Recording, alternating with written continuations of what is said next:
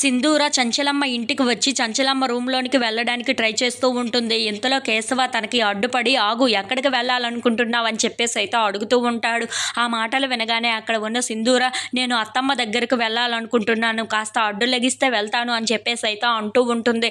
ఆ మాటలు వినగానే అక్కడ ఉన్న కేశవ మాత్రం నువ్వు లోపలికి వెళ్ళడానికి వీలు లేదు, నువ్వు కిందకు వెళ్ళు అని చెప్పేసి అయితే అంటూ ఉంటాడు. ఆ మాటలు వినగానే అక్కడ ఉన్న సింధూర అయితే ఒక్కసారిగా షాక్ అయిపోయి అక్కడ ఉన్న కేశవ వైపు అలా చూస్తూ ఉంటుంది.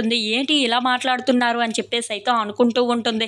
ఇంతలో అక్కడ ఉన్న సింధూర మాత్రం లేదు, నేను అత్తమ్మని చూడాలనుకుంటున్నాను, నేను హాస్పిటల్లో ఉన్నా సరే అత్తమ్మ నన్ను ఎందుకు చూడడానికి రాలేదు అది నాకు అర్థం కాలేదు, అందుకే నేను అత్తమ్మ దగ్గరే తేల్చుకుందామని నేను ఇక్కడికి వచ్చాను, ఎవరు అడ్డుపడినా సరే నేను అత్తమ్మ దగ్గరికి వెళ్తాను అని చెప్పేసి అయితే కేశవాన్ని తోసుకుంటూ మరి పైకి ఎక్కుతూ ఉంటుంది. ఇంతలో అక్కడ ఉన్న కేశవ చాలా కోపంగా ఆగు సింధూర, ఎక్కడికి వెళ్తున్నావు నువ్వు, చంచలమ్మ హాస్పిటల్కి నీ దగ్గరికి వస్తే నీ భర్తే వెళ్లకుండా ఆపేశాడు నీ దగ్గరికి చంచలమ్మని అని చెప్పేసి అయితే అంటూ ఉంటాడు.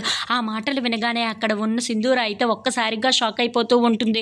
ఏం మాట్లాడుతున్నారు మీరు అని చెప్పేసి అయితే కేశవాను అడుగుతూ ఉంటుంది. ఇంతలో అక్కడ ఉన్న కేశవ మాత్రం అవును, చంచలమ్మ హాస్పిటల్కి నిన్ను చూడడానికని వస్తే నీ భర్త చంటినే వెళ్లకుండా ఆపేశాడు, అది ఎందుకో నీ భర్తనే నువ్వు అడుగు అని చెప్పేసి అయితే అంటూ ఉంటాడు. ఆ మాటలు వినగానే అక్కడ ఉన్న సింధూర అయితే ఒక్కసారిగా షాక్ అయిపోయి చంటి దగ్గరికి వస్తూ ఉంటుంది. ఇంతలో అక్కడ ఉన్న చంటి మాత్రం ఏం చెప్పాలో తెలియక అలా అయోమయం స్థితిలో ఉండిపోతూ ఉంటాడు.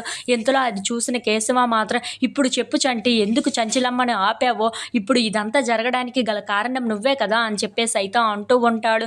ఇంతలో చంచలమ్మ మాత్రం సింధూరాన్ని తలుచుకుంటూ చాలా బాధపడుతూ ఉంటుంది. సింధూర మాటలు వినబడగానే అక్కడి నుండి లెగిచి సింధూర దగ్గరికి వస్తూ ఉంటుంది. అది చూడగానే అక్కడ ఉన్న సింధూర అయితే అత్తమ్మ వచ్చింది అని చెప్పేసి అయితే చాలా సంతోషంగా వాళ్ళ అత్తమ్మ వైపు అలా చూస్తూ ఉండిపోతుంది. ఇంతలో అక్కడ ఉన్న చంచలమ్మ మాత్రం సింధూర దగ్గరకు రాకుండా అక్కడే నించొని అలా ఆగిపోతూ ఉంటుంది.